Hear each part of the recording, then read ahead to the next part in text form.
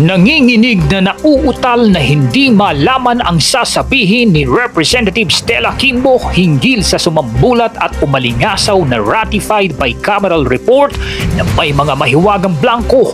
Hinahabol pa siya ng GMA News upang mahinga ng pahayag pero para itong may trangkaso na hindi maintindihan ang ikikilos. Between the BICAM and then the enrolled, at what point did the figures come in?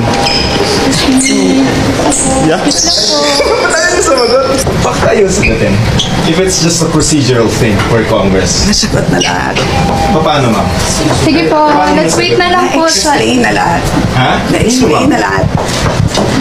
Si SP, na-explain na lahat. But ang issue... Hanggang sa bago ito sumakay ng kanyang sasakyan ay sinundan pa rin siya ng mga reporter pero tila hindi na maibuka ang bibig ni Kimbo. May issue. Bang Stella, may issue. Nagmamadali lang siya. Okay. Pasensya na. Nagmamadali lang siya eh. Pero yung sa blank, Nagmamadali lang siya. Ay, nagmamadali lang siya. okay. Mamaya na, may...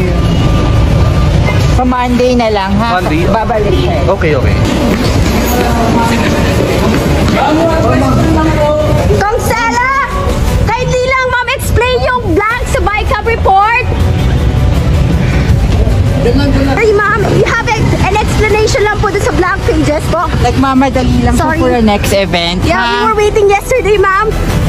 Ma'am, kindly explain daw po yung an explanation lang po sa blank pages. Pasensya na. So you said yesterday kasi po after the hearing? Nagmamadali na siya eh.